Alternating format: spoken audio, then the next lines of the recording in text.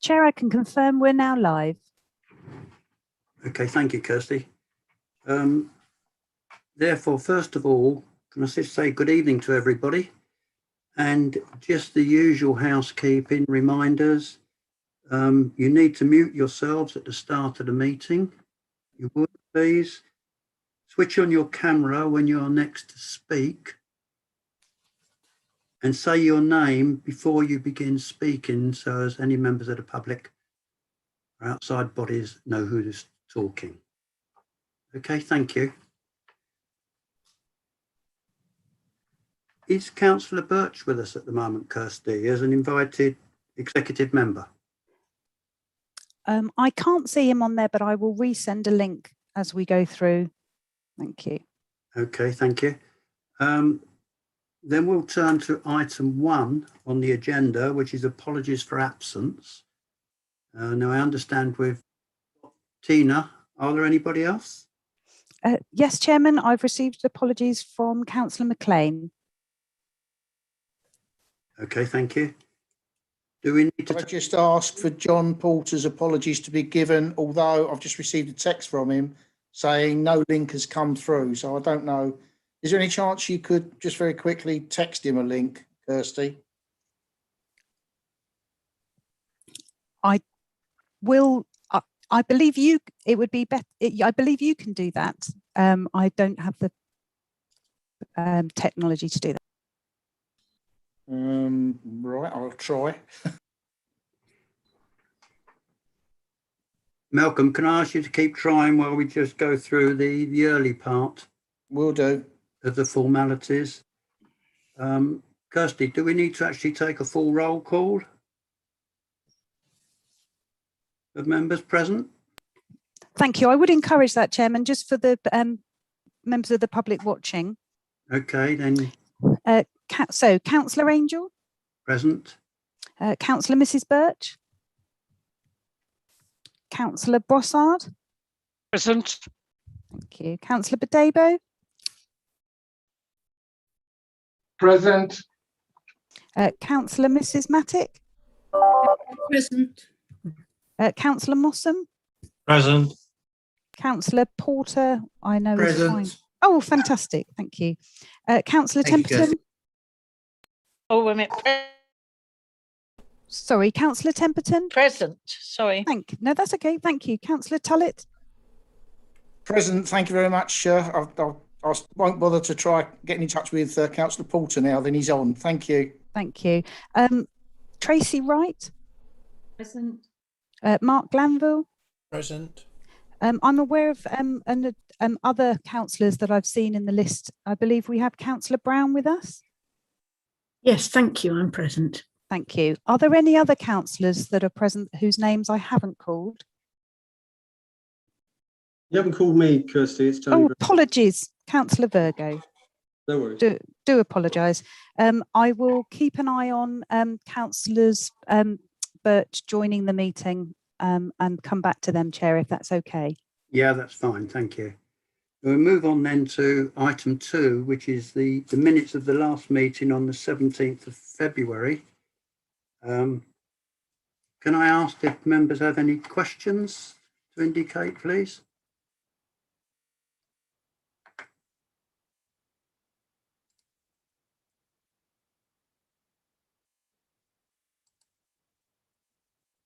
Sorry, I'm not seeing anything there. So then I move that we accept the minutes of the 17th of February, if that's seconded.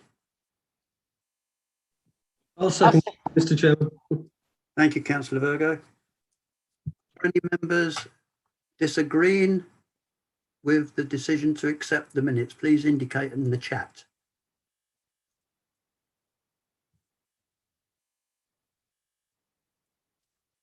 Thank you. I can see no indications, so those minutes are approved and accepted. Item 3 is the declarations of interest and party whip, which I'm sure we are all familiar with, and I don't propose reading all of that out. I take it everybody is accepting the rules there. If not, please indicate in the chat. No declarations of interest. Thank you. Move on to item 4, which is the urgent items of business. I'm not aware of any. Kirsty, are you? No, Chair, I can confirm I'm not aware of any. Thank you.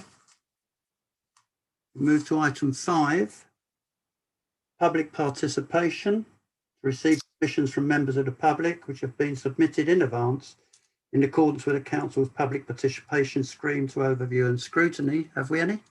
No, we don't for this meeting, Chair. Thank you. Then we move on to item 6, which is the new arrangements at Brants Bridge. And we have Rachel Wakefield with us. Rachel, welcome.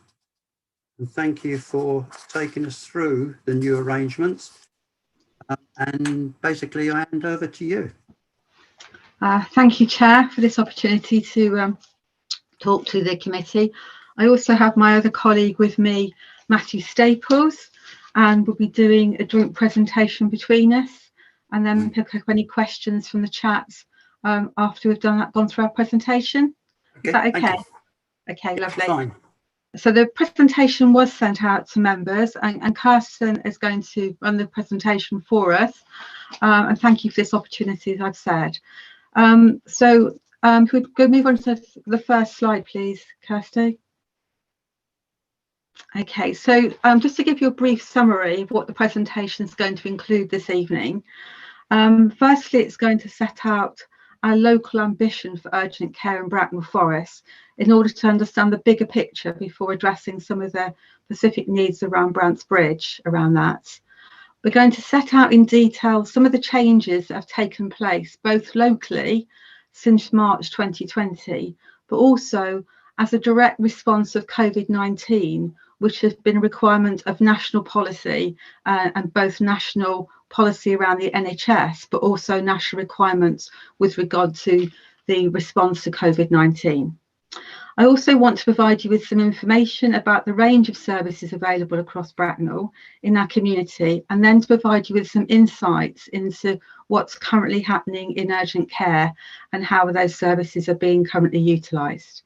And then we'll take chat questions at the end. Next slide, please, Kirsty.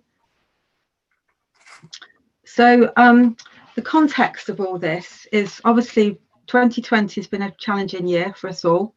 And during that period of time, we've actually made a number of changes across the NHS about how urgent care is accessed.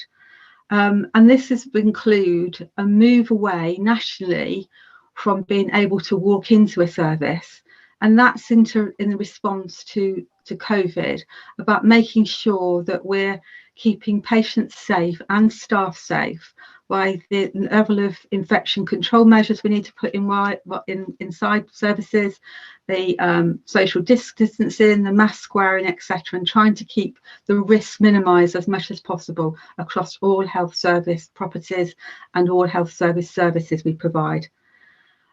We've also had opportunity to provide and look at how we deliver minor injuries services, and have actually made changes to that particular service in Brants Bridge in order to make sure we're able to deliver these safe services around that.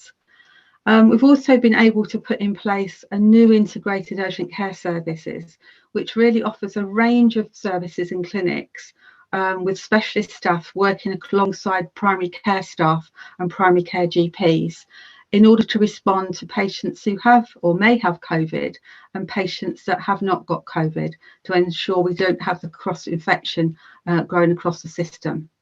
And also a national initiative, which although 111 has been around for some time, a national initiative which was stood up in the summer was to ensure that we have something called 111 First in place, which is much more about booking into A&E services and booking into other urgent care services, rather than people wandering off to A&E and waiting and putting everybody at risk around that. So that's been quite a new development, and to talk a bit to you this evening about how that development has made local changes happen as well. So that's a local context and a national context.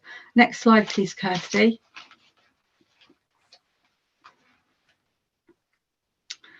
So just a little step back in what patients have told us about urgent care services pre-COVID.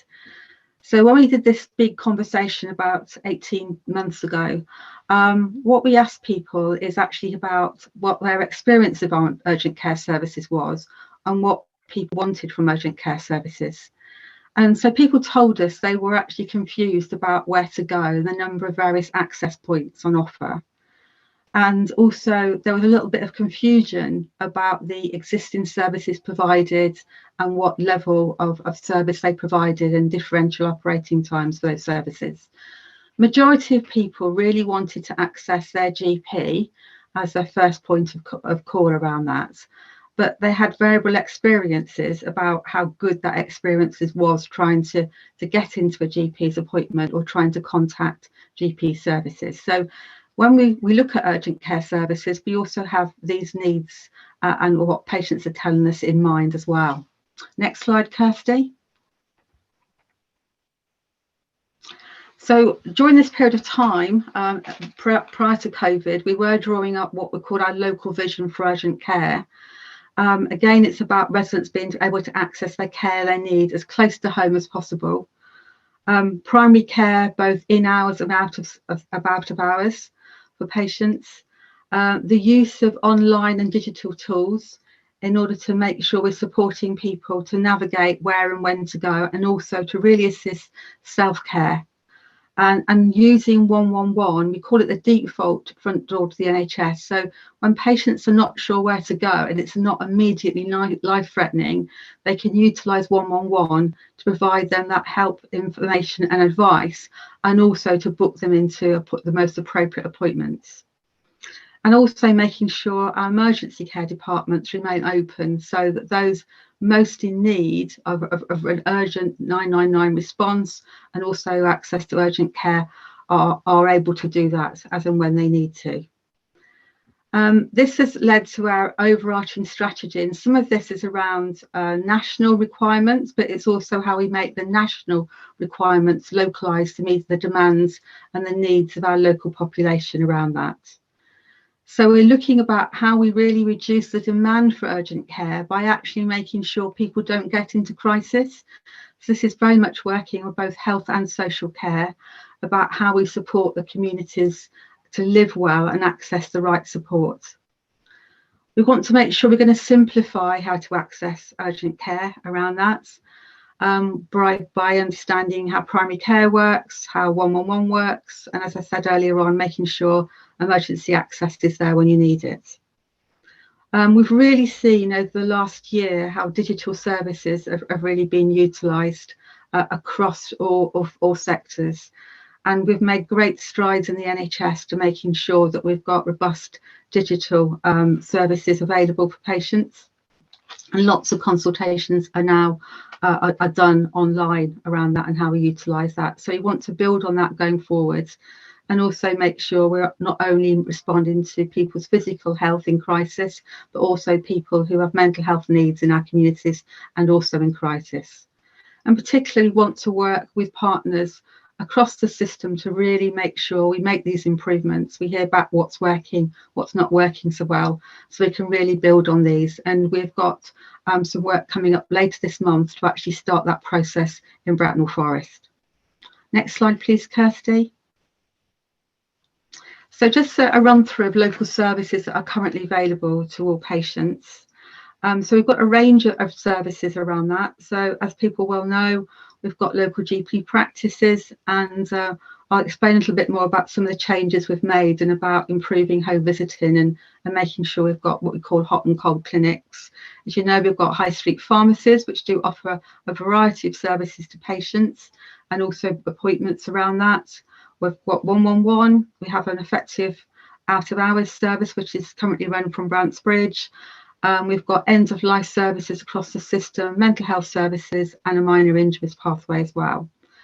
And as I've said earlier on, what we've moved to because of the response to COVID, and what will continue in the NHS for some foreseeable time around that, is promote a total triage model. So about having that initial assessment and then if patients need to, a face-to-face consultation booked for them in the safest place we can do that.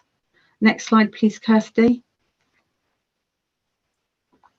So here's just a run through of some of the local services that have really been developed in 2020 and that have built on the changes that are required. So we've stood up what's called an integrated urgent care pathway, and this has been co-designed with all the GP practices in Bracknell Forest, our networks, and also with Berkshire Primary Care Services that support primary care, and a company called One Medical who provide the Brantsbridge services.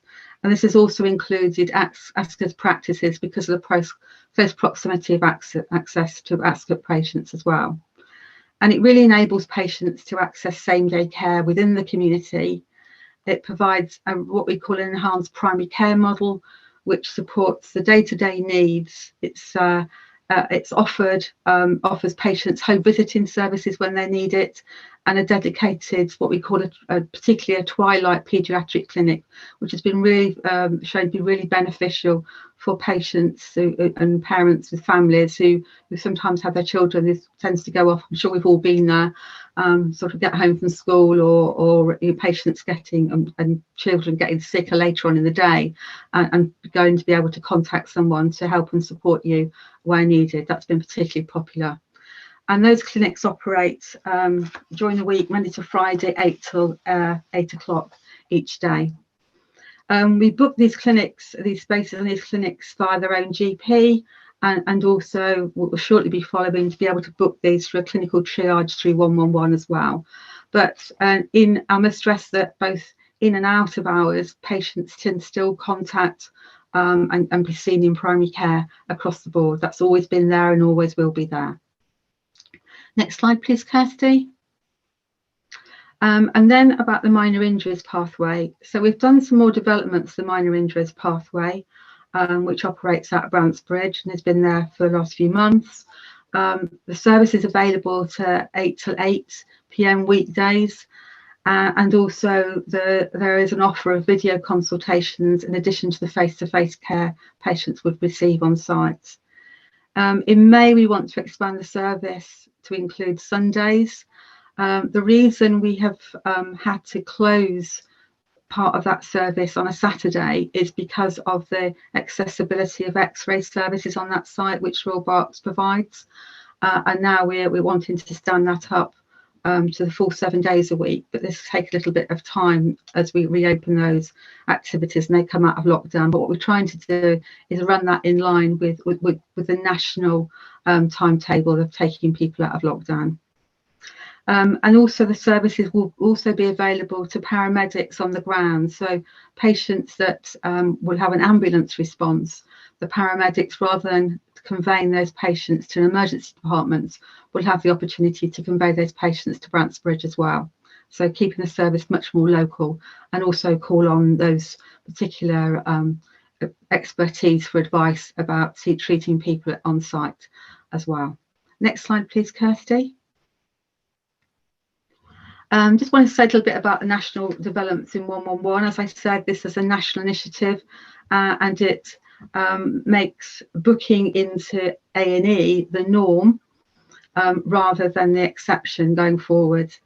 And if patients require to attend an A&E department as an urgent, non-life-threatening response via an ambulance, as well as the normal work process of phoning 111 and walking in there, they have a slot booked for them. So instead of the person going along and waiting in A&E, they would go on to a time slot and they would be seen, assessed on arrival, and be seen in that slot without having to wait a long length of time in A&E around that. Patients can access via the 111 route a wide range of local primary care services and community services, which may be more sensible for them to be seen in rather than going to A&E. And we've been developing a lot of these local services and booking into those.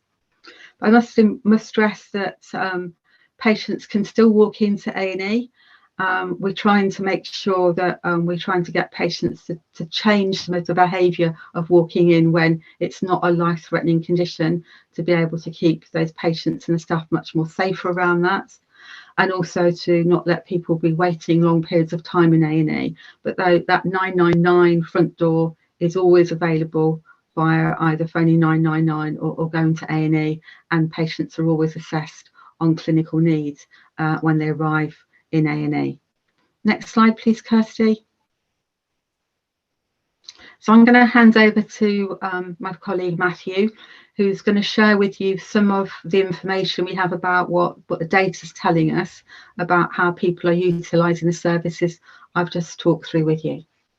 Thank you, Rachel. So good evening, everyone. So the top left graph shows all acuity attendances at the Frimley emergency departments. You can see where 111 first goes live, and you can also see in the blue dots where activity is below what would be expected for normal periods. So you can see the impact of the first lockdown, where activity decreased significantly, rose over the summer, and then when we went into second lockdown has decreased.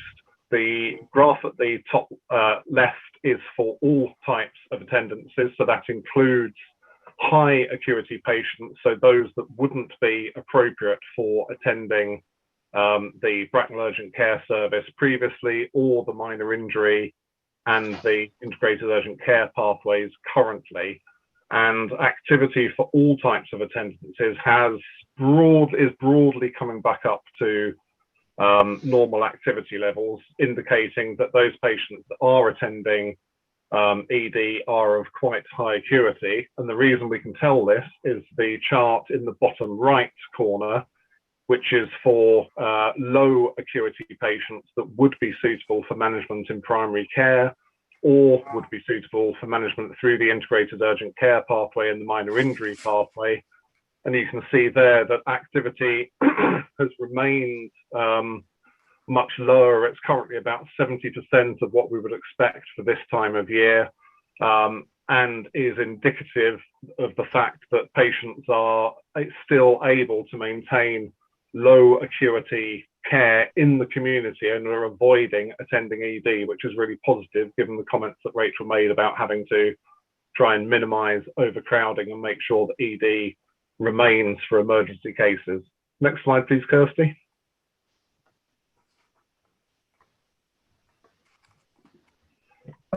Thank you. So just a little bit of data about how effective 111 is being in managing patients. So on average, there's about 550 calls a week from Bracknell Forest registered patients. And the vast majority of those, so just under half, are managed by primary care, so GPs, practice nurses, and other staff.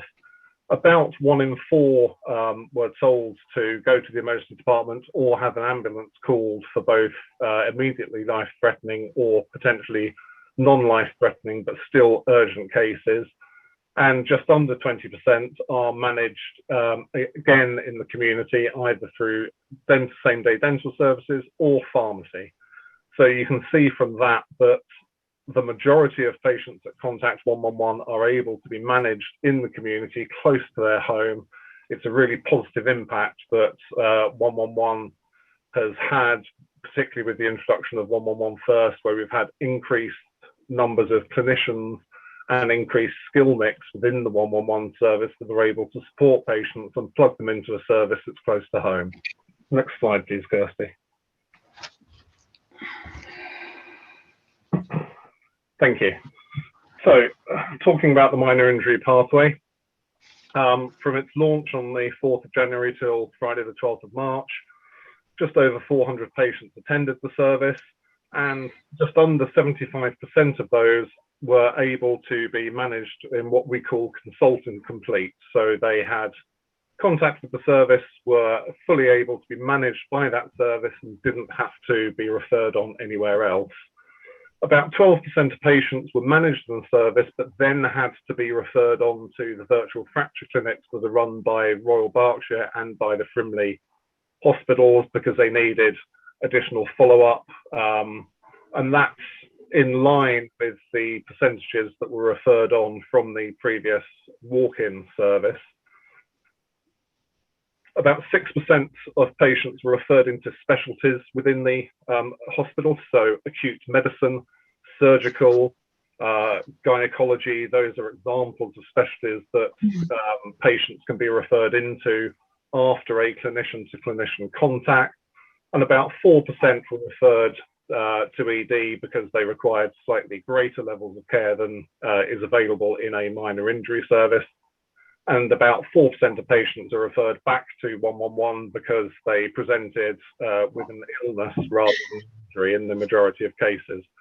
The vast majority of cases are for injuries of the limbs. I'm not going to go through that table on the right, but you can see there the range of injuries that the minor injury pathway has managed since its launched. Next slide, please, Kirsty. Thank you. So for the integrated urgent care pathway, about 85% of patients have their care managed within the pathway, and just over 4,500 patients have been managed in the service since its launched. About just under 6% are referred on to specialties within the hospital, which is a similar rate to that in the minor injury pathway. 5% are referred for admission to the hospital, with only 1% to ED. And 4% needed follow-up care with their own practice. We regularly run friends and family tests each month, and for the integrated urgent care pathway service, 100% of patients said that they would recommend the service to their friends or family. Next slide, please. So this just summarizes what the arrangements were for access prior to COVID. So patients were able to access their own practice by phone, online, or they were able to walk in and request a face-to-face appointment with the receptionist. Through 111 and 111 online, they were able to access primary care out of hours, which is 6:30 in the evening till 8 o'clock in the morning during weekdays and 24/7 at weekends and bank holidays. They were able to access mental health services through 111 and also a range of clinical triage. We had the Bracknell Urgent Care Centre, which took referrals from 111 and also allowed walk-in access, and then 999 and ED. Next slide, please, Kirsty. So in the new arrangements, as Rachel said, in line with both national and regional strategies, we're trying to limit the patients walking into services, and we've increased the availability of services through a booked appointment and provided more services available to the patient in the community. So the Bracknell Integrated Urgent Care illness pathway has got an acute illness clinic, home visiting, and that Twilight Paediatric clinic that Rachel mentioned. And through 111, we've now got access to the minor injury pathway, which is hosted at Branksbridge. There are dental services available, end of life, and specialist paediatric services. And then with 111 First coming online in November of last year, we're able to offer patients that do require ED assessment and have gone through 111 a booked arrival time. Next slide, please. I'll hand back to Rachel at this point. She's just going to talk you through the last couple of slides. Thank you. Okay, thank you, Matthew. So just briefly, so as I said earlier on, part of our strategy is preventing people needing urgent care. I really want to work with the population in Bracknell and elsewhere around what they need to help them prevent getting ill, and how people can look after themselves and the tools and that they need to do that. So some of this is online, some of this is through voluntary sector, some of this is about having the right information in front of you and where you go for support and where to navigate those things as well. So that's foremost in what we want to do going forwards. Next slide, please, Kirsty. And just to summarise really about what next. So I've already said a little bit about health promotion and where to go and what to access services as well. we really want to make sure we're using these insights and intelligence to engage with the local community around that, to inform those particular discussions moving forward and the impact of the changes. What have we learned from going through this COVID response? And I know there's a big volunteer sector as well that have worked really, really hard. And so how can we make and galvanise that support to make changes moving forward? And we're currently undergoing a service review and development piece of work with our partners, which will be starting in this April, using the insights which we've got, looking at what we know about services we've previously had, how we adapt and how we can improve those services. But finally, I'd like to just reassure people that although the access to some services has changed, that people can still utilise Brantsbridge. The services are there for people to do them. It's just the fact that you just can't walk in the same way. You may have done that before, but there's other opportunities to utilise other services around Bracknell and in local practices and patients' local acute trusts. Thank you for the opportunity to talk through that. Happy to take any questions. Rachel, thank you. Thank you for the presentation. Our interest, of course, is really bluntly, are the new arrangements at Brantsbridge meeting the needs of Bracknell Forest residents? Now, I guess the new arrangements haven't been in situ long enough at the moment. But how do you propose in the future to judge whether you are meeting the needs of residents? At what stage will you make that assessment? Can I say, because for many years now, of course, people in the area have been used to the walk-in service. Many who I've spoken to are not aware now they've got to have an appointment. So what's happening with the message out to people and assessing its success or not later? So let me start with the messaging first of all, Robert. So we are working with our comms teams and local authorities about how you get those messages out to the public around that as well. There is a national advertising campaign around 111. I know it was stood up before Christmas, and then was stood up. Sorry about this. And then there's always a dog, the phone, or something where you're working from home, isn't there? And then it was stood up. It was then stood down as we moved into the peak of COVID as well.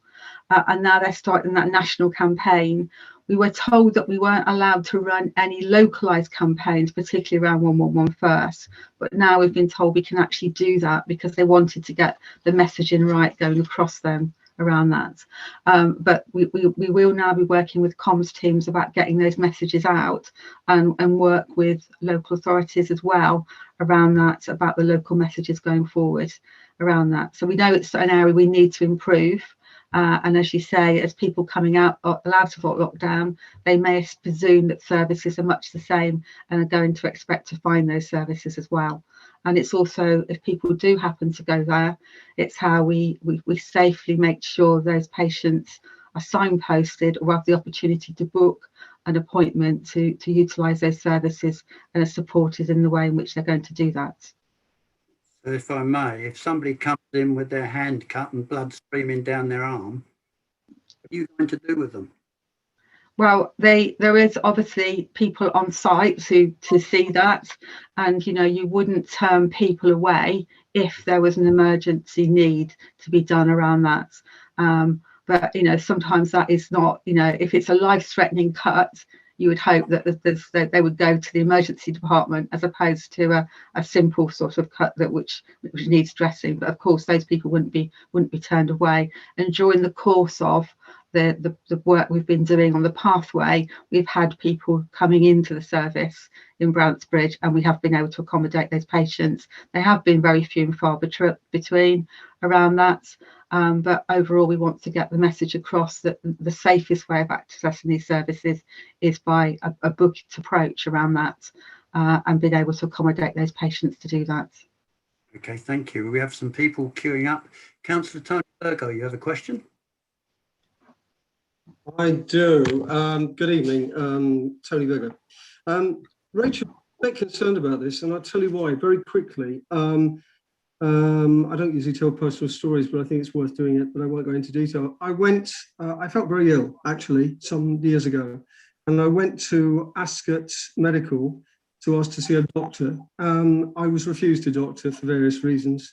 I couldn't see one until next week, and it went on and on. And so I thought, what should I do? I'll go to the urgent care centre, which I did. And your staff at the urgent care centre were absolutely brilliant. They saw me. I went in, they got an ambulance. I was whipped off to Frimley Park Hospital. No messing. The thing that worries me about that, Rachel, it's very difficult to get a message across to say to people, look, you've got a book to come into the urgent care centre, but on the other hand, if you're really ill, you can come in. And the problem we have in Bracknell Forest, as you well know, we're in between two major hospitals. And so to get to Frimley in the quickest way, or Wrexham for that matter, would take about 25 minutes. In rush hour, it can take much longer. So it's a bit of a dilemma. And obviously also there's the Royal Berks as well, which is another major. That's even further, because I have to go to Reading on the A39, and in rush hour that could take you 45 to an hour. Yeah, I'm well aware of that, and the parking in Reading as well. Yeah. It's a bit of a challenge around that. So that is one of the reasons we want to say that 111 is there to be used. It is a telephone service and it is a online service as well, but they will make sure that you get booked into somewhere if you're needed, whether it's in hours or out of hours. To avoid. The point I'm trying to make, sorry to interrupt you. The point I'm trying to make, though, is that in my instance, and I'm sure I'm no different than any other human being when they get ill, is that the doctor gave me immediate tests, right? And on top of the tests, he put oxygen in my mouth straight away. And now, clearly, if you're on a 111 telephone, that cannot be achieved. But as we said earlier on, if you needed to go to the emergency department, you would be booked to slot into there where they can provide that level of care. I understand that, but you get my point. The emergency is a long way away in Bracknell Forest. And that's what we always wanted. And I fought for this with Councillor Birch, actually, many years ago, for the urgent care centre to be centred in Bracknell. Yes, but remember also we do have the integrated urgent care model in primary care. So there are more primary care appointments. And in that service, there is a mixture of primary care professionals. So we do have paramedics, we do have specialists around in those services. They're quite a different model to what we had years ago. It's almost taking the Bracknell urgent care centre model and putting that out in the community rather than actually being in situ in Brantsbridge. The trouble is the primary care service is as good as it is good. And it's, as you know, it's quite separate to the NHS. So if it's not very good, depend on the NHS, frankly. Well, I think, all primary care services are under one specific contract. So it is, and we're changing the service. So it is an 8 till 8, 7 days a week. We always have an out of hours service as well to cover that. No, I'm sorry, I was talking about the GP, sorry. Okay. In my case, the urgent care centre was much better and served the purpose. But it does worry me. I must leave it for others, actually, but it does worry me that the people will be confused. I mean, to take the chairman's point, it's easy if you come with blood all over you, you obviously have a problem. It's something that's inside you, you need a bit more attention and go on various machines to see how you are and all that sort of stuff. Yeah. Okay. And it's variable where that equipment is, etc. as well. So that is why we're looking at the various pathways to move things forward. But I mean, we're not saying that we're making these changes forever. We're saying we've tried something out during a COVID response and we've put in something different. We're evaluating what that different is. And now we want to review that and work with local people to work out about what's next, what's the service we need to look like in the future. Okay, thank you. Okay, thank you, Tony. Just to record, Kirsty, Councillor Jill Birch is with us, and our executive member, Councillor Dow Birch, is with us, if you can recall that. Thank you, noted. Thank you. Next on the question list is Councillor Tullett, please. Thank you, Chair. If you don't mind, I've got 3 questions. They're quite specific. The first one was going to be my last question, but I'll ask it first because both yourself and Councillor Virgo have asked the same thing. So I'm going to go. I'm talking about future proofing. My concern is also on the basis that the statistics that have been quoted with regards to the decision-making process, with regards to ending the walk-in arrangement as a goal to direct residents into the community, I'm just a little bit concerned that the messaging that's going out at the present moment is completely mixed, where we're trying to keep people away from hospital that don't need to be in hospital. We've also been looking at isolation and loneliness in a different review. And even in that, we've found that there's confusion with regards to where people go and where they ring. So it's about the 111 system and the GP surgery, because people won't know which one to ring at any one time. So what is the messaging? The first question is, what is the messaging that's going out with regards to how you intend to achieve your outcomes, notwithstanding the fact they're based on data that's been derived during the pandemic? The second one is a straight question, basically. It's are we talking about the total triage you've been talking about with regards to the 1 minute streaming that's been talked about? And if so, where are you redirecting people to specifically within, if you like, a menu of services? And then along the same sort of lines, we have in the past had the situation with those residents that have got long-term multi-morbid conditions and keeping them out of hospital and keeping them at home with regards to the digital, I can't even say it, sorry, my false teeth are falling out. The I still can't say it, digitization of records with regards to the mobile doctor service to actually make sure that they are kept at home and they're not part of that pathway that you're talking about with farming them out into all of the community venues. So there's 3 questions there that are all interrelated. And I'm really sorry to sort of do that to you, but like the previous 2 speakers, I'm getting quite concerned about the shutting of the doors effectively. That's the way it will be seen to people that are walking in. There's going to be no walk-in based on previous data. And how does that translate into those people with multi-morbid long-term conditions, please? Sorry. Okay, so that's absolutely fine. So just to talk about the messaging. So our messaging has been, and all, has been through this pandemic period, and was previously around the fact that you should try to phone your GP first. So primary care is the first place to phone in hours, and in out of hours, primary care contact through 111 should you need that. I do apologise. We're going to keep butting in. I'm really sorry, but when you're phoning your GP as a first point of contact, most people listening in on this will actually understand that actually, first of all, it can be totally engaged. You can be 15th in the queue, and by the time you get to the front of the queue, they're actually all the appointments are gone. Surely that's not going to be the case with this system. I mean, that has got to change. That experience is not a good experience. I think, lots of people say that to us, what's happening. So obviously we're working with primary care to improve that.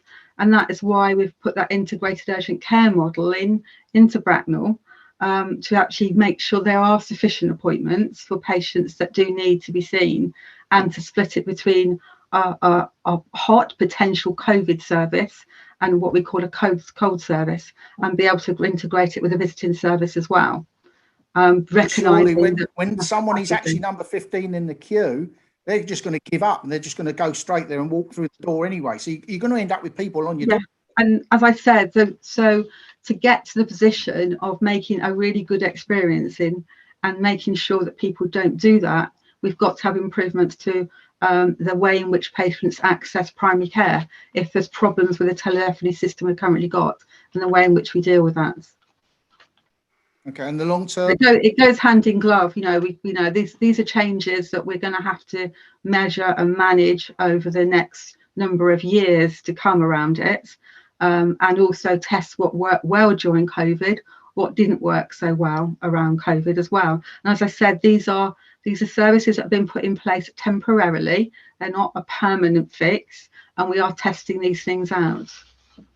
Okay, but you can understand our concern. I totally understand. Yeah, I've been the person I don't live in Bracknell, but I live in other areas. I've been hanging on the queue, and you haven't got sufficient amount of time, etc. And what do? You look for something else to do. So totally understand that response. It's got to be better, and it's got to be a good experience.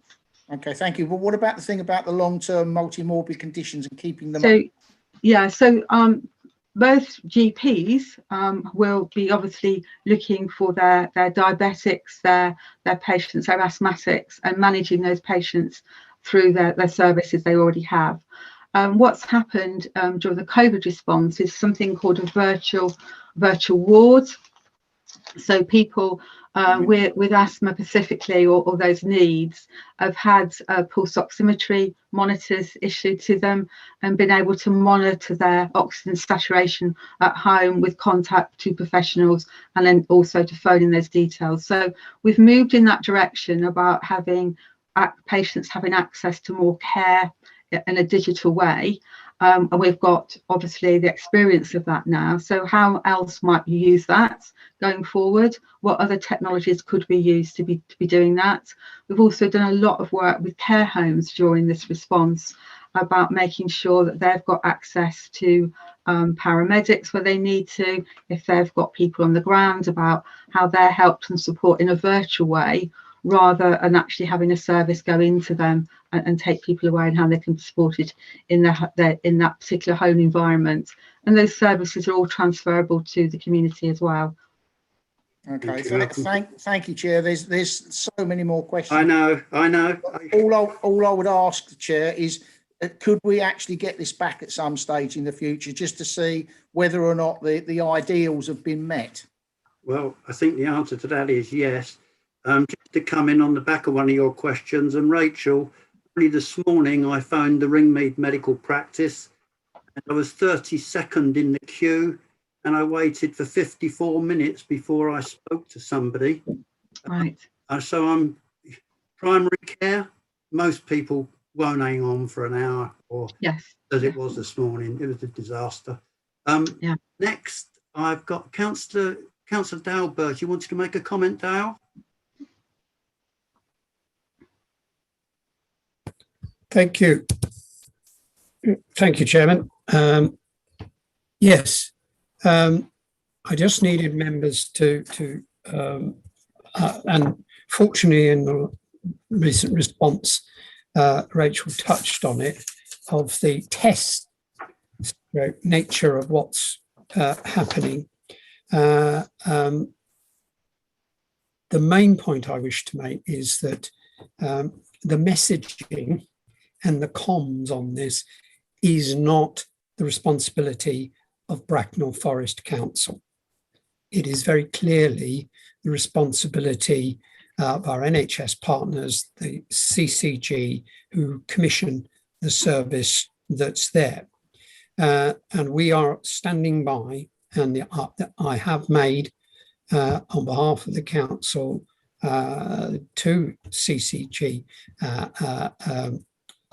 MD for Bracknell, the offer that as soon as they wish to get clear and concise messaging out to our residents about the changes, we stand ready to move. And I will then be calling not just upon our usual channels, but I will be calling upon all members with their own networks to make sure that the changes that are there at Brants Bridge are well and clearly understood by as many people as possible. But I'm sure we all know that no matter how hard you try and get the message out, there will still after the 21st of June, highly likely be people turning up at the door and believing they can gain access. And part of that comms is how that sort of situation will be managed. Now, one of the follow-up points, and I think this is where Councillor Tullett may want to be going, is this 111 first, and in particular the integrated urgent care model is being piloted. I think it's Portsmouth or Southampton, that way, and I'm keen, and I've asked that if any results from those early pilots of this work could be made available to us, because the point that I think you're making and others make, the logic is that you're not going to hang about, phone in your GP for your N number an hour's wait. You're just going to pick up 111 first and say, can you get me an appointment with my own GP, first of all?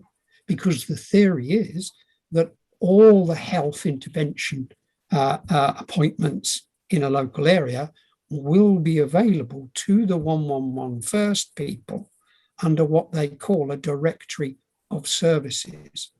So we will need to monitor. I'm keen that we monitor how we can interface with that comms messaging, we as councillors, we as community leaders, how we can get that message out as clearly as possible, but also make sure that going forward, we can monitor, we yourselves, Scrutiny, can monitor that progress and its impact on our residents.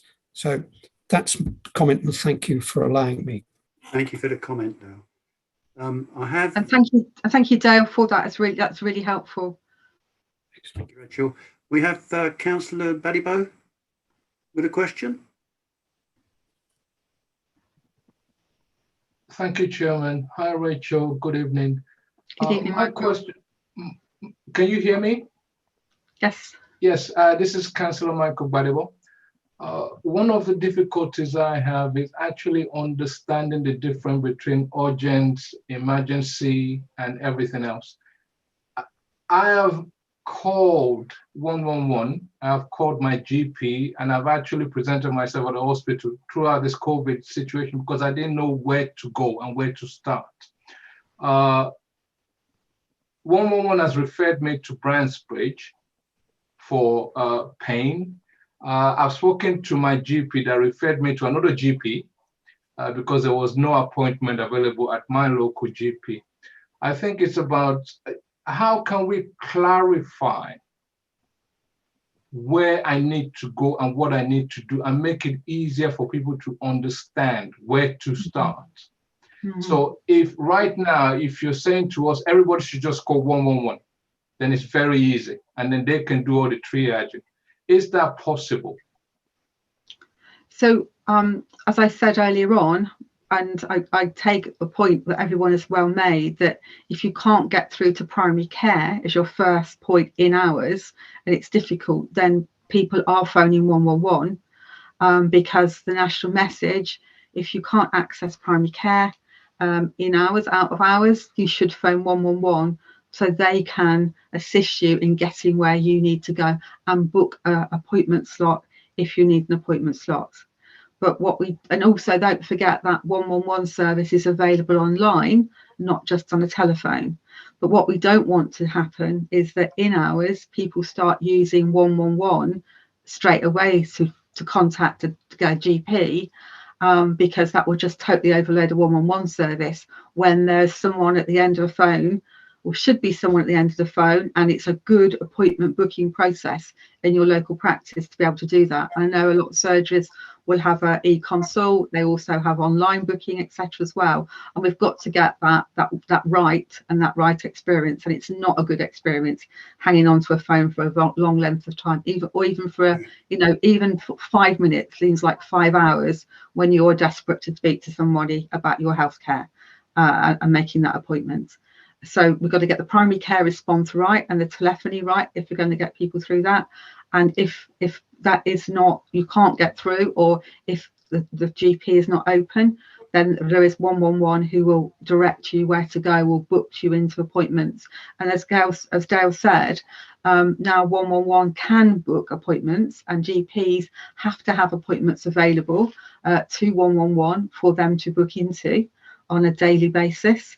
Likewise, 111 can book you into an out of hours GP. So I don't think when it gets to 7 o'clock at night, there's nowhere to go, because patients will get an assessment and will be booked if they need to into appointment in an out of hours service. And that is still up and running at Brant's-Bridge. Okay, thank you, Rachel. One last question, if I may, Chair. Sure. I think my understanding from Dale's comment earlier was that Bracknell Forest was not responsible for the messaging. Is that right? If so, who is ultimately responsible to ensure that our residents understand whatever messaging is coming from the NHS or the CCG, for example? Thank you, Michael. I will be specific. Bracknell Forest Council is not responsible for the messaging to residents about the services at that location at Brant's-Bridge at the health space. What we are standing by to do is and you've heard the reasons why messaging was suspended, as soon as that the flag drops on that, we stand ready to work with the CCG comms and NHS comms team to assist them in making it less technical, sorry, but making it more readable and understandable by our residents. And we're offering that service, and then we're offering all our channels of presentation, etc., to them, but we are in their hands. They must instruct us or come to us and ask us, could they please get this message out, etc. Would we like to help? And as you can all be assured, the second we get that, we will work very closely with them. We will get that message out there, and we will continue for as long as it is necessary to get that message out there as part of the behaviour change that is going to have to happen across the whole of the health and care spectrum. And this is just one element that we are going to have to be part of. But clarification, Bracknell Forest at this stage, not asked to, not required to make specific messaging on this issue. On that, Chair, just lastly, just quickly, I think we communicate very well with our residents. Bracknell Forest Council is fantastic at doing that. And I think it's something that we need to be proactive about in actually taking charge and actually asking them that we do this. They let our team and our comms team, speak to our residents and make things clear. I think, yeah, so if we can do that, I'll be grateful. Thank you, yep. Rachel. Thank you, Dale. Thank you, Michael. That, as I say, will be done, and we do have our dedicated health comms people ready and willing to go. Thank you. Thank you, Dale. Councillor Mary Temperton has a question. Thank you, Councillor Mary Temperton. I think the whole of this, the success of this, depends really on the having confidence in the system, and to me, that's one huge leap of faith at the moment. The examples almost given from Brant's-Bridge looked as if it was all mostly about injury. So if somebody was injured, it's pretty obvious and you know the pain is there, but I would phone 111 and then rely on them getting me an appointment at Brant's-Bridge, and then would do it. But if it's a child with a pain in their stomach, Describing pain to somebody over the phone and getting across the intensity of that pain and having the faith in that assessment that what you've actually got is manageable for the next few hours before you get an appointment is a huge leap. And I probably would drive to an A&E with the child and sit there, because if the child became extremely ill, then they would be noticed and there would be help immediately there. Whereas if I was waiting at home for a 5-hour appointment that would come in 5 hours, but I have an appointment, but I'm responsible for those 5 hours, that would just be too hard. So somehow or other, we've got to get this much, the times have got to be quick, because sitting in an A&E for 4 hours is one thing, but sitting at home being responsible for 4 hours in case there's any deterioration as a parent is really a very, very difficult thing to do. Thank you. Rachel, do you want to come back? Yeah, can I just respond to that? We know that there's certain groups of patients, and children's being one of them, where they're up and down children, aren't they? They can move from flying around the room 1 minute until, you know, squealing in pain the other minute, and it is a really scary moment to do that. So totally understand where you're coming from with that. When you phone 111 and they assess, and it's a child, then move obviously to someone that understands about children, a little bit more of a not a pediatrician, but a doctor with interest, or a paramedic with interest around children. And each of the slots, what we work into is actually having 24/7 slots, so slots every 4 slots an hour, and you have to have a slot within a certain time period. So you can't be offered a slot in 5 hours time. You are basically offered a slot within the next sort of half hour around that, obviously depending on how long it's going to take you to get there around that. And patients that say, for instance, there's no slots available, the way it's currently working, and we don't often hit that, but if there are no slots available, patients are advised to go to A&E and told they're being sent by 111 services. That is how the current service is operating. Obviously, it's quite early days. We've only had this working as a booked process since November, but we do recognise that for children, it is a real challenge. And at the moment, we haven't got a booked service for children. That's coming later next month. And what patients are told to do is go to A&E at the moment, because we're getting those services in, and understanding for paediatrics, it is a real challenge sometimes, and how patients feel about that. But what we're wanting to do is making sure going forward, we actually have those slots available, but are very quick access slots. Thank you, Rachel. Councillor Isabel Mattock has a question. Fine, thank you very much. I'm Councillor Isabel Mattock. I recently had a problem with my medication, and I phoned up the doctor and I left a message, and they got back to me within an hour, which was very good service, I felt. But other people have had slightly different experiences.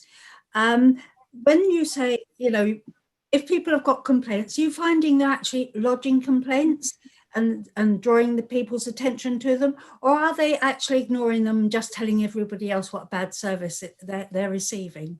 I have to say, mostly all the comments I've had have been great. Obviously, there is a complaint system there.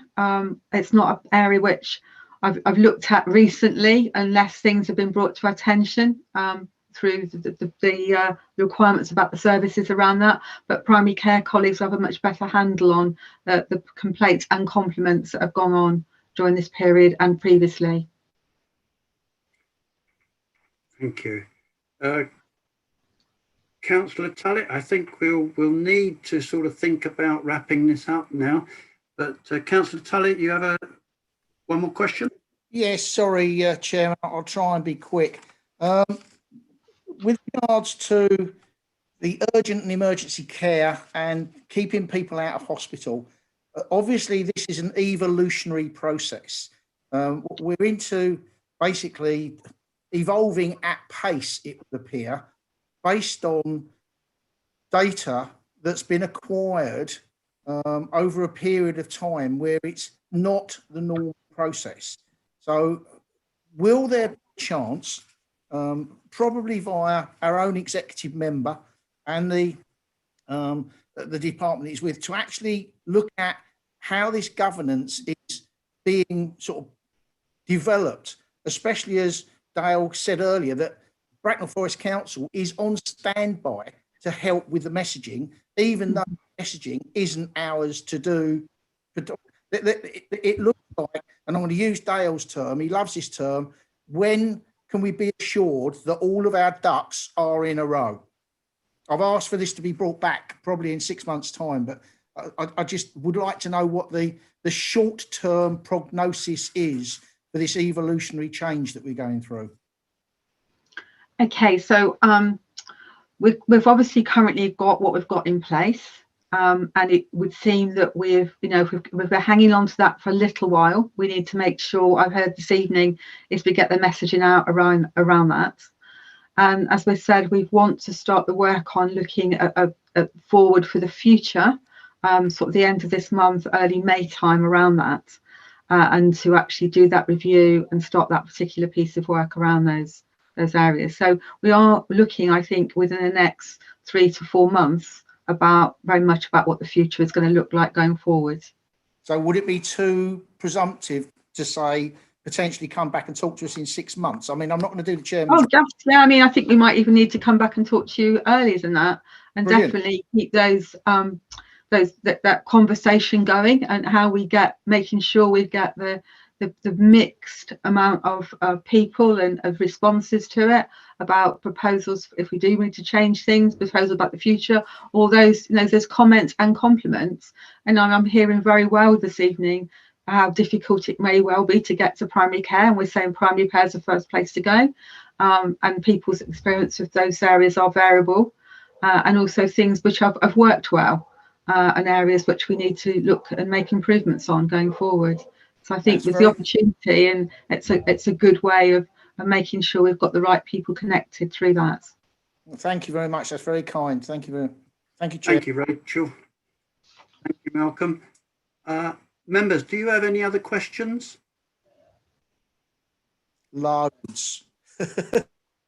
Okay, I think, Rachel, the message quite clearly, as you've picked up, is one of great concern of the change here, not because of COVID, but going forward. And the follow-up, I think, is important to understand how things are going, what's working well, what's not working well. The offer of how we can help is there.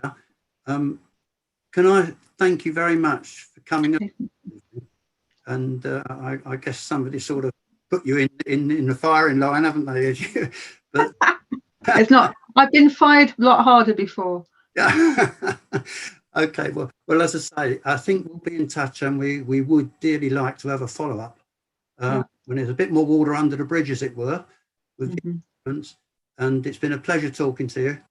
Thank you. Thank you for educating us with the new ways, because a lot of us didn't know. And we'll see you again. Okay, thank you so much. Thanks for the time. And if there are any follow-up questions, please, forward them via Kirsty. We'll be happy to respond to those. And thank you for the warm welcome, and also the suggestions of support. I think going forward, particularly from Dale, would really be welcome. Good. Thank you. Okay. Thank you. Thank you. Enjoy the rest of your evening. Right. Members, can we move to item 7 on the agenda, which is the consider the draft registered providers report for social housing. And can I ask Councillor Porter to take us through this report? Thanks, John. Thank you, Chair. Hopefully Kirsty's got some slides for me, I believe. Yes, Chair, as you see, the draft report is before everyone tonight. It was conducted over a 3-month period. I'm going to keep it quite brief because obviously the evening is going on. So the reason why we looked at it was just to see what response our residents were getting from our registered providers, especially during COVID-19. to understand how we as councillors can integrate more closely with our registered providers, our housing officers, and just to see what context there was and what working relationships we have with the registered providers. Okay, Kirsty, if you'd like to go on.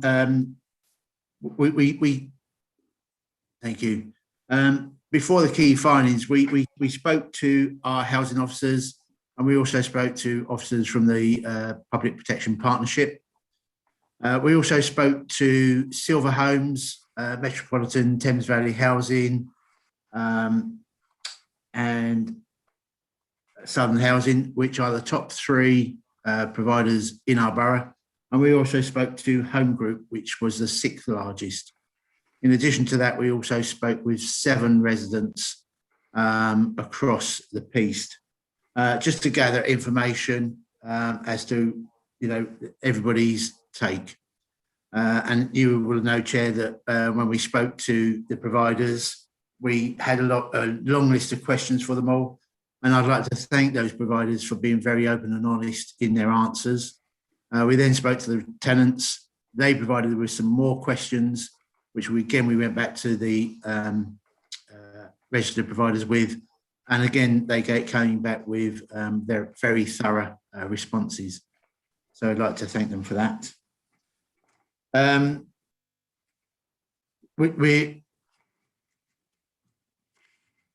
We had to recognise that the council no longer holds any housing stock, and what were the responsibilities and governance arrangements across the council and RPs, and how can councillors better support residents through this potentially complex system.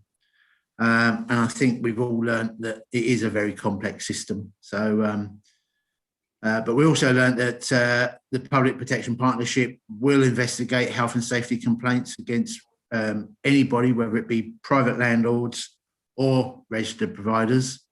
And they will put the social housing needs first for our residents, which is, again, nice to know. And there are actually 25 different categories of complaints. And one of the recommendations going forward will be that members have training to identify all of those areas. We can have the next slide, please, Kirsty. Thank you. On this slide, there's just as on page 15 of the report, there is a slight amendment. Unfortunately, the wording was slightly wrong. So if we could just note that the panel noted that there are some of the RPs who don't provide a timeline for resolution of complaints. And it is this panel's desire that all RPs have a timeframe for resolution of all complaints. So there are some that provide it already, and unfortunately there are some that don't, and we'd like going forward that all have that, please. And you will also see that there is a white paper coming out for consultation on social housing, which puts a strong proactive focus on consumer standards, including easily accessible tenant satisfaction measures, which hopefully will address that part as well. Next slide, please, Kirsty.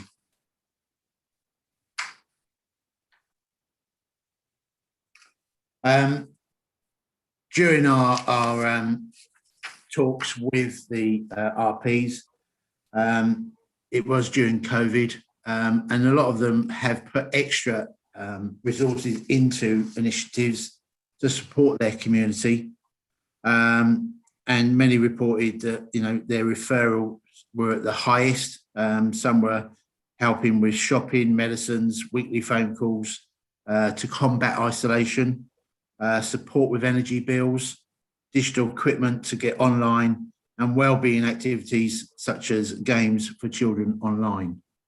And it was very good to hear that it is everybody coming together again during COVID, which I think is a very common feature in most things that we hear about nowadays. Most of the RPs are members of TPAS, which is a tenant engagement service which supports and trains residents who are keen to improve their communities. All of the registered providers and our own council officers reported very good working relationships amongst each other. That was very good to know that we are on a very strong footing. And some actually went as far as to say that, you know, they enjoyed dealing with Bracknell Forest because our officers are so good. But that's maybe a biased opinion. Next slide, please, Kirsty. So before us is 6 recommendations, which we'd like to put forward tonight. I'm not going to read through them. Hopefully members have already read those 6 recommendations, but I'm happy, Chair, to take any questions or proceed straight to the recommendation at 2.1. Thank you, John. Very full and interesting report. Members, do you have any questions?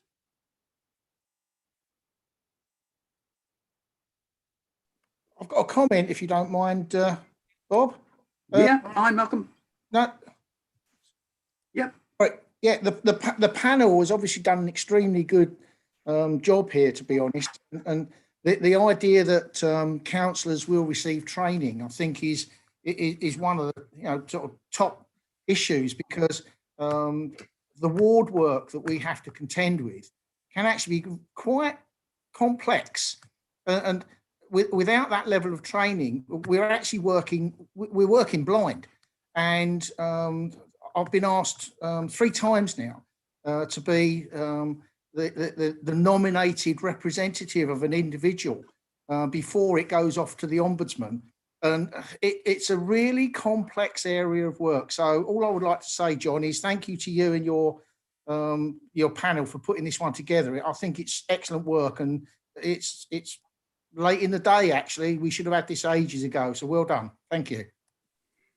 Thank you, Malcolm. I can't take all the credit, but I think members of the panel will actually agree with you.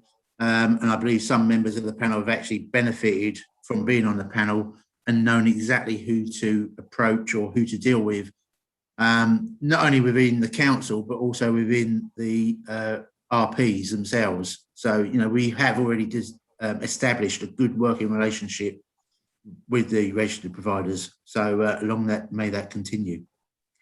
Well done. Thank you. Thank you, John. Councillor Jill Porter, Jill Birch. Sorry, Jill. You have a question? Very much. Thank you very much. Thank you, John. Yeah, really interesting. I mean, my ward, quite a lot of my work is with Silver Homes and with registered social landlords. So I appreciate this report. Thank you very much. And I actually am going to ask about the training. I want to say that I think it's really important that it outline paths to get help and practical advice, because, you know, there is this problem that we need to build up better relationships. I believe you did send round at one time a sort of, with Silver Homes, some names to, I got some from Sandra Ingham. So can I just request, please, that we all have that? I thought it might be with the report, but I didn't see it, so that we can have that as sort of something very practical that we all need. In fact, even this week, I've been asked for another name to actually give to someone to deal with Silver Homes. So I think the training is really important. And actually, I think we need training on sort of a biannual at the very, very least about this topic, because I think it is such an important one to get things right for our residents. I was actually going to ask you about the white paper. I think it's really something that I don't know enough about. So in your training, perhaps you could actually say that what changes there are, because obviously in your report, you didn't have the space to write about the different changes, but I'm hoping that it will actually tighten things up, because I feel as an elected member that I have nothing really that I can really push to say, you know, you must do this. And I think it would be really interesting to know what changes, to see if we have any better powers, or if we can use any sort of means to get things done for our residents. I don't know whether you want to comment on that. Yeah, thank you, Jill. I believe there is a link in the report actually for the white paper. Okay. Hopefully that is in there. I was under the impression there was. I didn't see it, but it could be. Screen at present, but yeah. But yeah, I mean, the white paper is basically to try and give the residents far more protection and accountability of their providers. So, you know, it is a step forward from the government as well. So, you know, hopefully working hand in hand. Yes, we will hopefully get some training of what's inside the white paper, but more so once it's been published to know what the changes actually involve. I also welcome one of your other, I think it's your recommendation number 3 about the website, because sometimes residents have, they really have unrealistic expectations. And I think that if you have it set out exactly, you know, what they can do and everything, I think that would be really, really good. The more informative that our residents are, then the better it is. There's a better in all round. So, you know, it's all walks of life. If you know what you're expecting, if you received it, then you can't expect more. So that will be. Thank you. And how will the recommendation number 4? How will this work? Just wanted a little bit more information behind it. I'm not a technical person, but how do you think this will work? Well, that's 2 of us, Jill.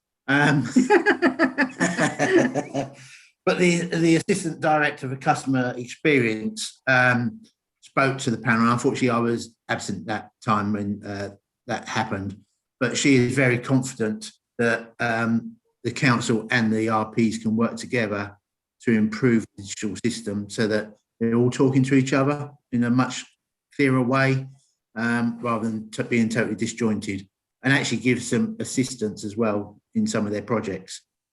So it's a very, and I believe we're already starting to do it. So there is lots of work between the RPs and our officers going on that basically as members we're unaware of, but you know, they've been talking and working very closely for a very long time. So and it's a good rapport that we've got with our those 2. So we want to keep that, and if we can work even more closely with the digital technology, then you know, that's a very good step forward.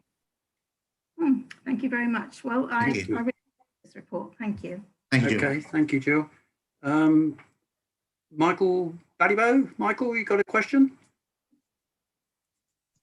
Yes, thank you, Chair. Thank you, John. Very comprehensive and very good review. During your investigation, did you see any similarities on how the companies or organizations dealt with complaints and customer support?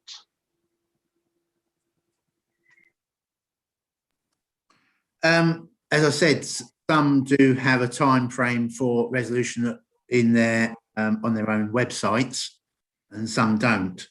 So we'd like to see all of them having the same time, you know, a time frame for resolutions, just basically for clarity for the residents. We you know, councillors already mentioned that they don't really want to go to the ombudsman. So let's step in very quickly. And there you go. There's a link from Kirsty's just put up on. I think that's for the white paper. So that they all work slightly different, but what we're trying to do is that they're all singing off the same hymn sheet, and they're actually providing as much information as possible to their tenants. But hopefully, you know, or any tenants' issues or is dealt with very quickly, and there would be no need for any further interaction or intervention. Chair, if I may, just one last question for John. Did I understand, and I think I can remember that Silver Homes have told us really how they would like councillors to work with them. Did we get that from the other associations or providers?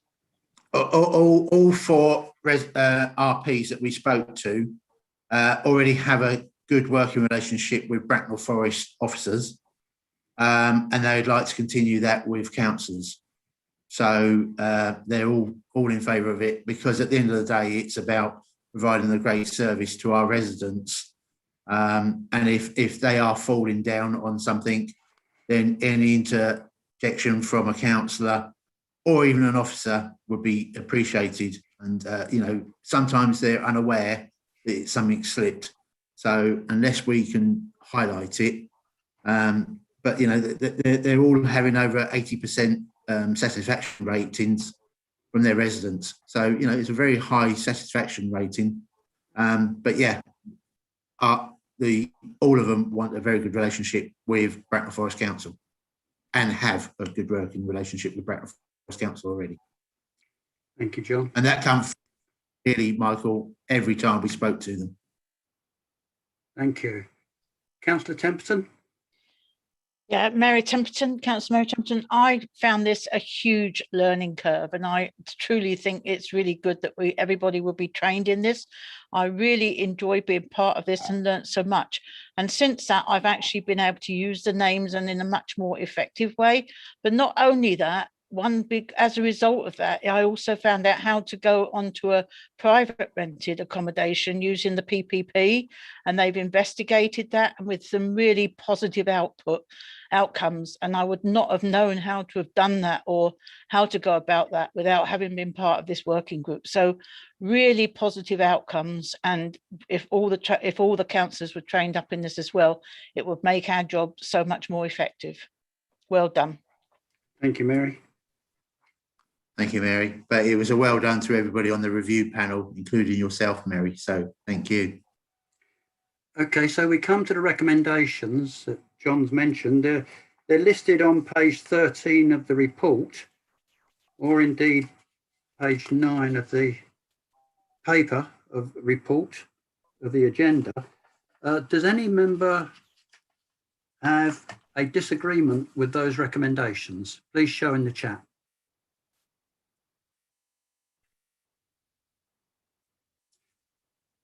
No, there is nothing coming up. I therefore take it that all members are accepting the recommendations.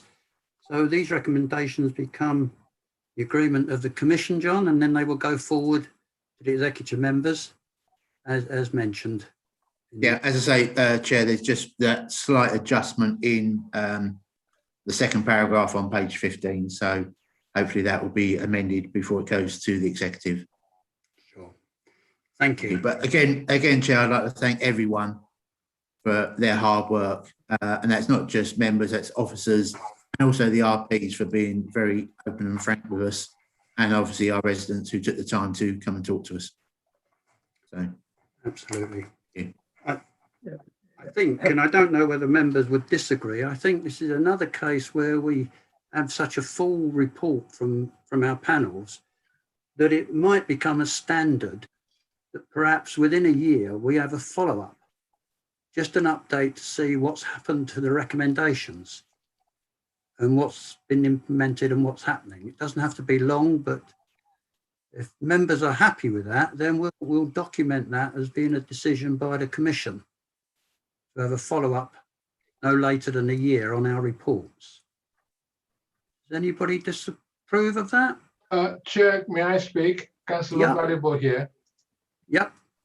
So I was just actually going to add that anyway as we went through the second report, because I think it's a great idea having recommendations, and as you said, it's a great idea following that up, even as part of the recommendation itself, that it comes back so we at least have some kind of a report. But also what I would have loved to see in some of this report is how we measure success. Yes, I understand the recommendations are there, but I'll 2 or 3 things that said this is what we're going to measure to see whether our recommendations, whether there's an improvement or added value.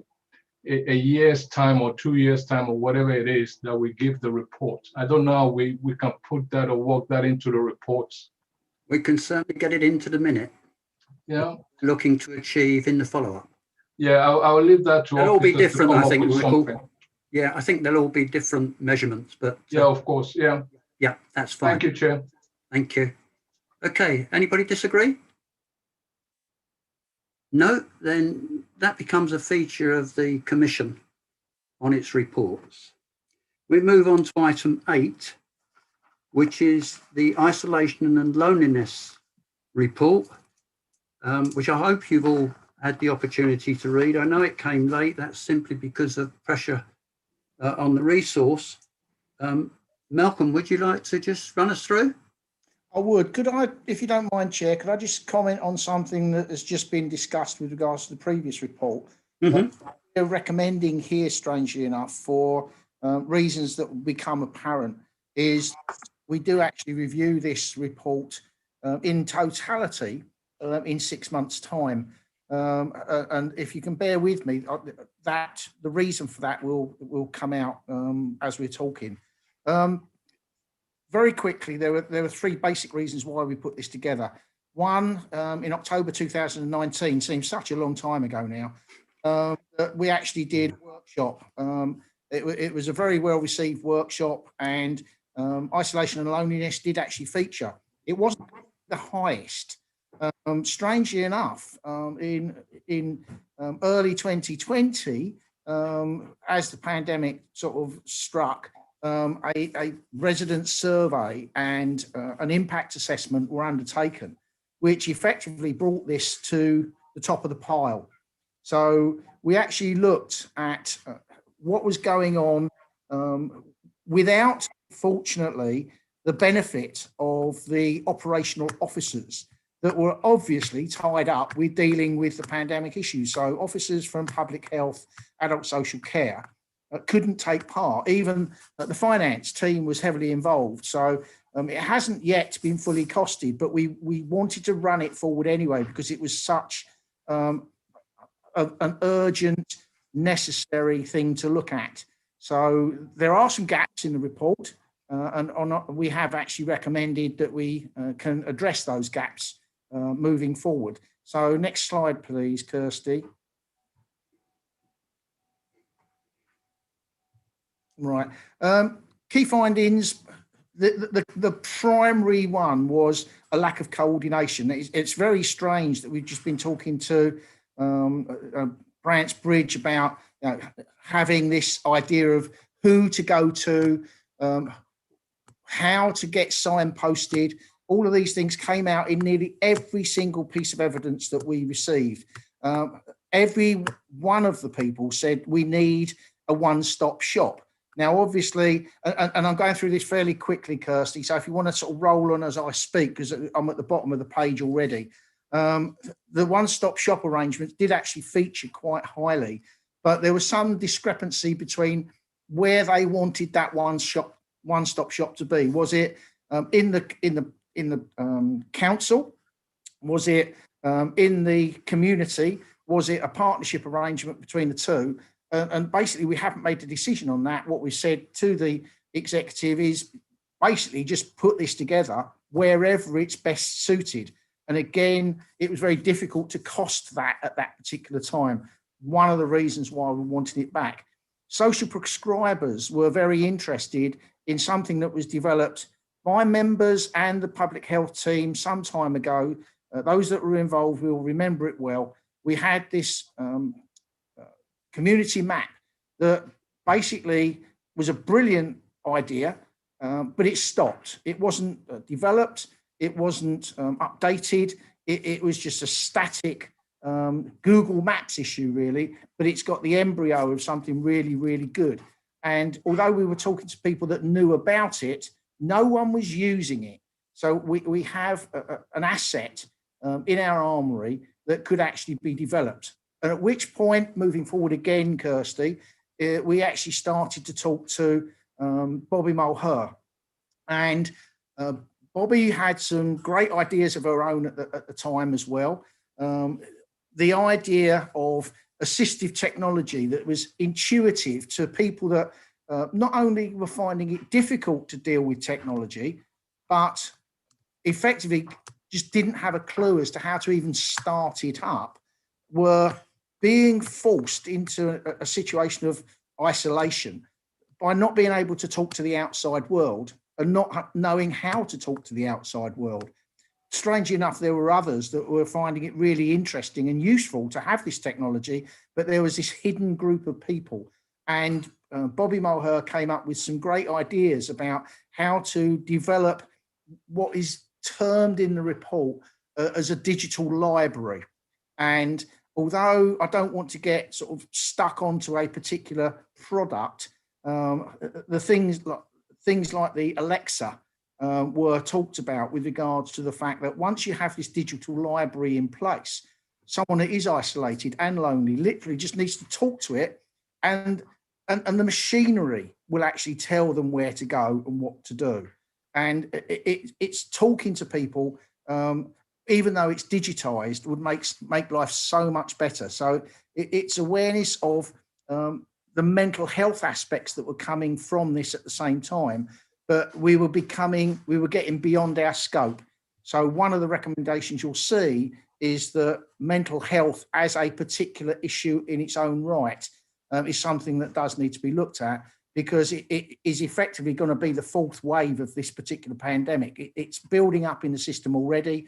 And I understand that public health officers are actually looking for us to engage with them on this as well, as they start to get more and more time. So thank you, Kirsty, if you can roll on again. Like John, I'm not going to go through all of the recommendations. They're there for you to have a look at. You haven't had a lot of time. I do apologise for that. They have not yet been fully costed, other than to say that we're aware of the fact there can be some economies of scale and some savings in terms of overlapping services that are being provided at the present moment, either commissioned directly by the council or taking government support, where a number of voluntary sectors are doing the same thing with regards to looking after predominantly the older members of the community, but there are other people that are also isolated and lonely that should not be forgotten about. And the idea is to bring all these people together and through potentially the Health and Wellbeing Board to act as the glue that brings these people together. We've mentioned control totals with the integrated care system. The same sort of approach can be had here, because there's a lot of grant money, there's a lot of commissioning costs and everything else that goes into it. Yes, there will be some costs along the way, but instinctively, we all felt that this would probably end up as cost neutral. And I think that's probably it, Kirsty, with regards to the recommendations. Obviously, the mental health provision is something that's a separate recommendation that we would like the Commission to consider. But in general terms, I would like to sincerely thank my Vice Chair, who has been invaluable, our officer, Louise Connolly, who's been invaluable, and every single person that took part in this. The members of the panel were great, and the people that actually gave evidence to us were engaged, passionate, and came up with some really great ideas. And basically all I can do now is take any questions and commend it to the Commission for approval to go to the Executive. Thank you, Chair. Thank you, Malcolm. Are there any questions to Malcolm?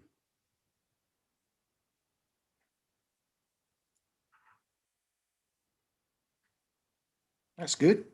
Hang on. Hang on. Councillor Mrs. Mattock. Oh, sorry, I missed that. Sorry about that. Thank you. We had it was very intensive and very rewarding in the fact we've all learnt so much. Just a word of advice. I think it's great that we should have a hub where everybody can share information.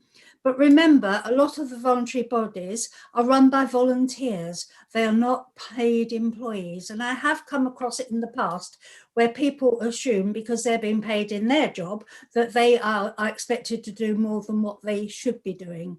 So, but apart from that, and I know some of them are quite happy to do it, but I think it was a really valuable piece of work and well done. Thank you, Malcolm. No, thank you at all. But on that point, Isabel, if I can just come back on it, as you know, buried in the report itself is the statement that we do not wish to force any of the voluntary services to do anything in particular. But what we do want them to do is to come together in a much more cohesive way so that we can actually provide a fully integrated package and a rounded package. I totally agree with you. Yeah, thank you, Isabel. Thank you. Councillor Birch, Jill, you have a question. Thank you, Chairman. Very interesting. I managed to read it, although I didn't get it till yesterday. I'm going to quote from the key findings because I found this really interesting. There were examples of voluntary car schemes unwilling to support each other to develop a wider network throughout the borough. I'm going to ask you, what were the barriers? What barriers did you find? Because I think some of them were, there's a number of barriers. One is a cost barrier. The other one is some of them have actually gone out of use, to be honest. It's how they actually find the people to transport everyone around. And also the fact that a lot of people think it's free. So the people phone up and say, I need a car to take me to so-and-so, and do not expect to pay for it. So we made a specific, I think it's in brackets in the report, paid for services. And I actually believe that was a contribution from both the executive member for transport and Dale as well. And they were quite keen to actually get that across. So there are some barriers to get the people that are isolated and lonely are finding that they couldn't get out, and some of the services weren't properly integrated. So they were only looking at certain types of people and they weren't eligible, or some of the services were running out of money. In fact, some were just shutting down because of COVID itself and have given money back. So it's a very strange time, Jill. It's the whole thing. Oh, yeah, I know. Yeah. It's completely fractured in some respects. But the bottom line is that someone that's isolated and lonely, as you know, because we deal with these all the time in our ward, if they can't get to somewhere, it's a real big issue. And it's not just a matter of phoning up. It could be like as easy phoning up a taxi. And that's where we've got to make sure that this is understood properly by the community, that this is not a free service. You know, this is a paid for service, but it's designed with the proper safeguarding arrangements and everything else in a cohesive way. That's the point. Ah, so that's your recommendation number 5, is it? About community transport. I think that's right. Smart enough, that recommendation to really encompass that. There's 2 aspects to that. It depends on which side you look at that particular conversation. We wanted it wider, and quite rightly, I think the executive members urged caution on us, because what we didn't want to do was provide an all things to all persons free of charge service, and people got the wrong idea. Okay, the thing that is there to allow mobility around the borough without it actually. So as far as cost implications, I think that was a big issue. That was a big concern. And this could end up costing us a lot of money. So and the other way of doing it was put in that piece in brackets, you know, paid for services. And that way we can actually identify how we can make the service better in a holistic way. Thank you. Interesting. I've got to say, it is a real key aspect of loneliness and isolation. You're quite, and it's good that you've highlighted all the things. So thank you. Can I just say, Jill, it came up from every single person that gave evidence, every one of them. I can believe it. Yeah. I can believe it. Yeah, yeah. Thank you. Okay. Moving on. Michael, you have a question? Thank you, Chair. Thank you, Malcolm. A very comprehensive report. So thank the group for doing this. I have read the report, and one of the key things I find with this is the lack of the communication, the lack of awareness of, for example, do it yourself, or this Bracknell website that is fantastic in people helping themselves to a lot of the services and actually learning about what is available to them. I'm surprised that there was no recommendation in actually doing more in terms of communication. I'm just worried that the one-stop shop, although it's a fantastic idea, might just end up with as similar to the community map, where there's actually a lot of data, but nobody's using it. And in your finding, it actually says, I think you said here, residents we spoke to were asked if they've heard of the community map. None of them were aware of this. None of them, not even one. Now, one of the recommendations I think I will add, if possible, to this, whether maybe it's too late, but if you look at our website at the moment, we have a footer right at the bottom of the site where really is underused. And I believe that using the footer to highlight services such as this so that people discover things, because the footer should be the same on every page, regardless of what page you're in or where you come from and you land. If you look at gov.uk, for example, there's a gray part of the website that highlights pretty much everything that is current. So you're always discovering new things. So there's a section for COVID-19 because that's what everybody does. There's Brexit, and there's a few information and departments that are important. And I think it's something that we need to look at on our site because it's a great way of discovering what is actually available on the site without having to go through the menu system. So it's something I would love to see because that will help us to promote all the good things that are on the site. There's so many things good on our website, but unless you search for it specifically, right, you will never discover them. Or you start for it, and we cannot assume that everybody starts on the homepage of our website. Okay, it's something I would love you if you could consider. Can I just answer that in a slightly different way? Yes, please, Malcolm. Michael. Right.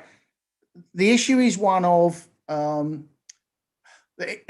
key is the word isolation, Michael, and digital deficit was featured large in our discussions and our deliberations. And this is where the likes of Bobby Mulher came to her own. It wasn't just about the website.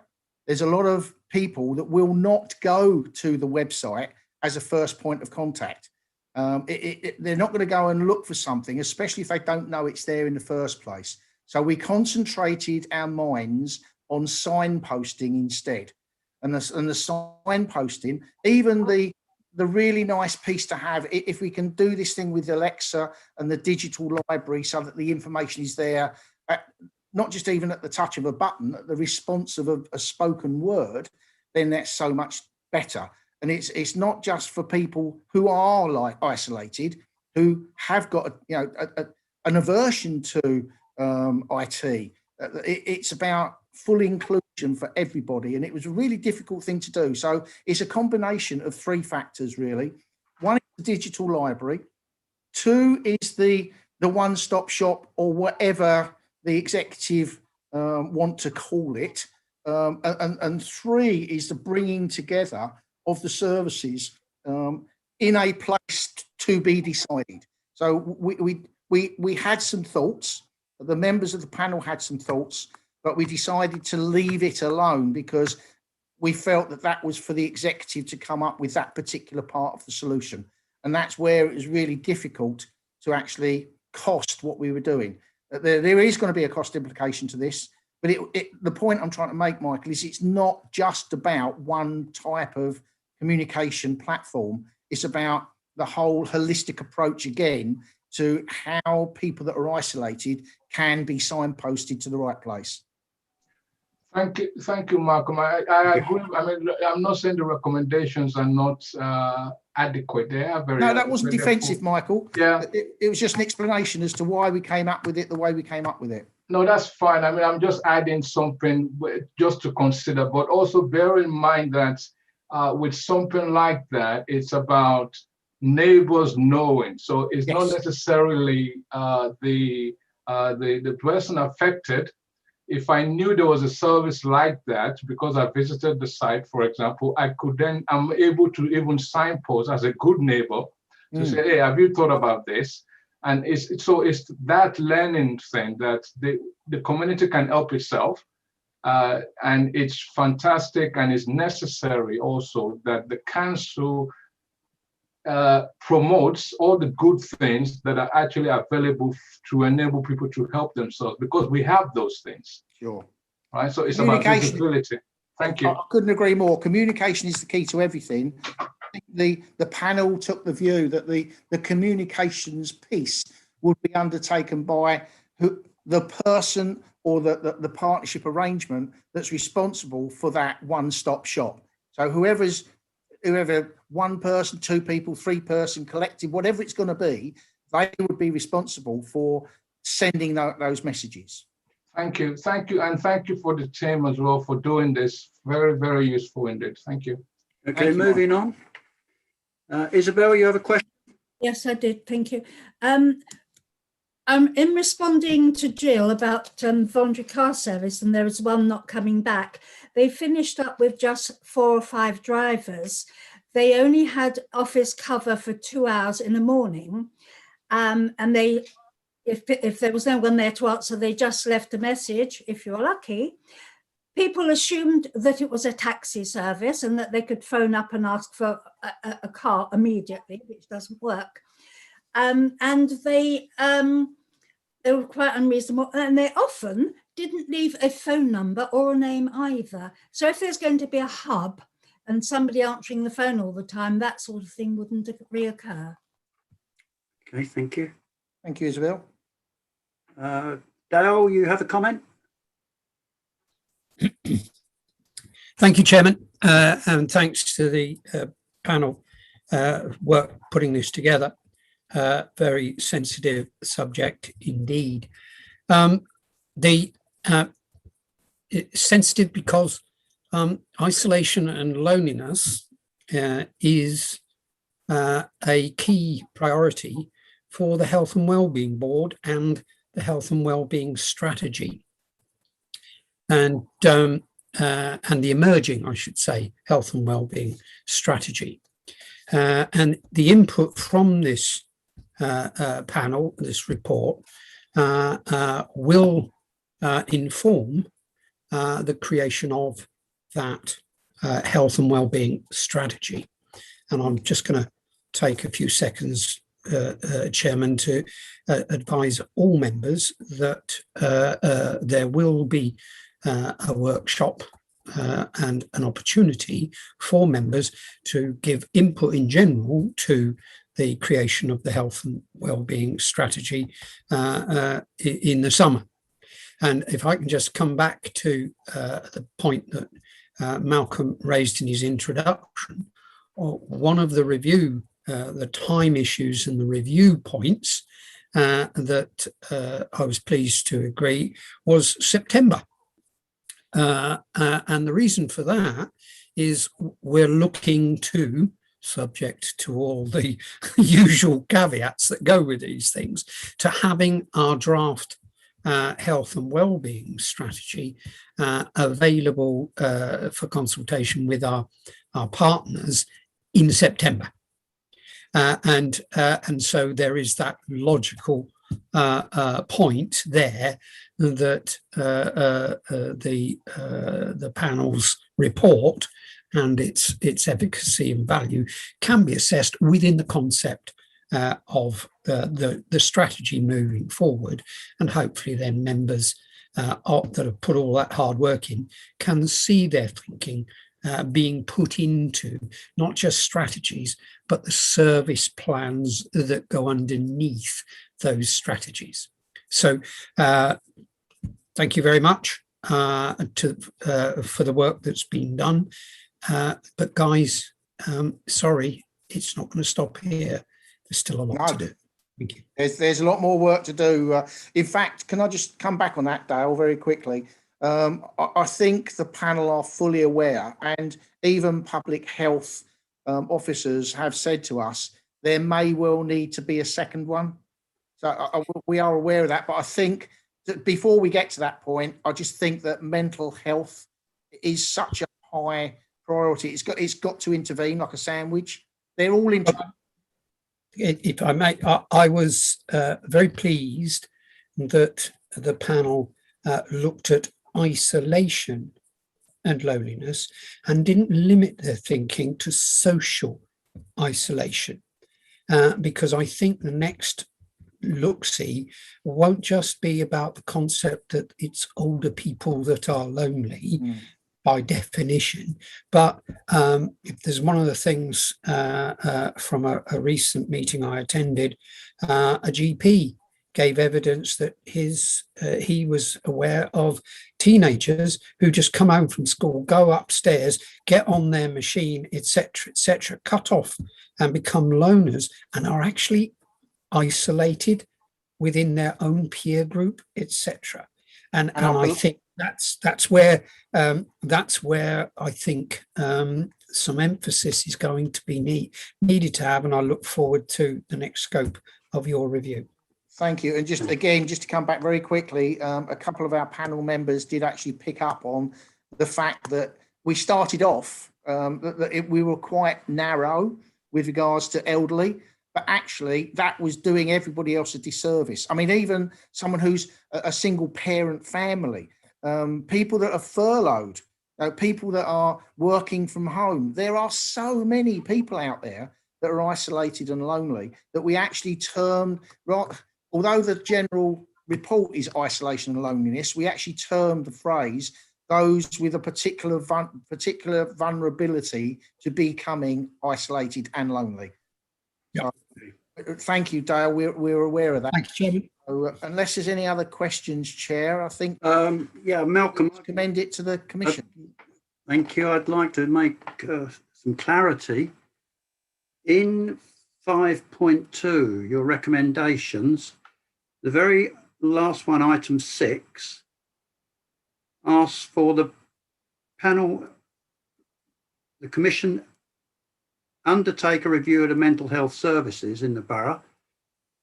5.3 in the report says the same thing.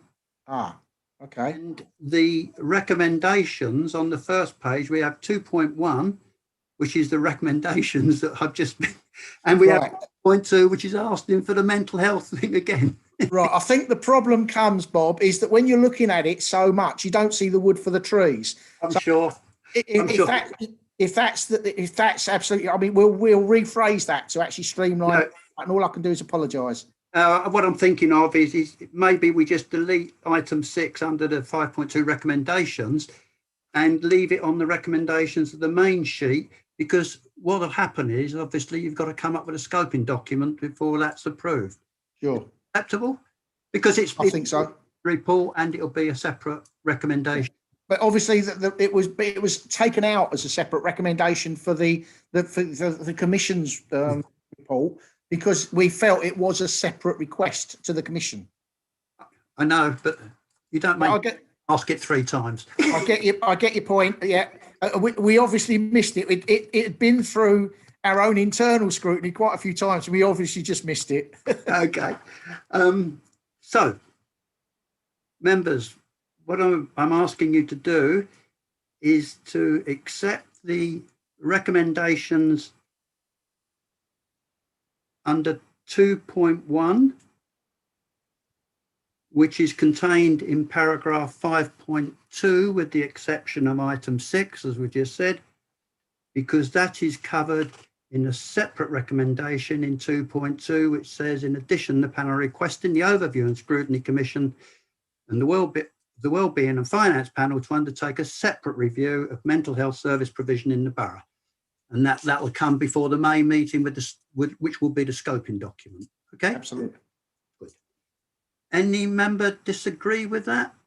Any member disagree with the recommendations? Please indicate. Nothing. Thank you very much, therefore. Thank you, everyone. And yourself and everybody for the work. So that report now becomes the Commission's recommendation, and we move forward. And equally, like the last one, of course, we've got an all-encompassing, there will be a follow-up. Can I just come back very quickly, Chair? Yeah. It was all-encompassing in the report that we were looking for a report, as Dale pointed out, in 6 months' time anyway, as a matter of course, across the board, rather than specifying dates item. Okay. Right.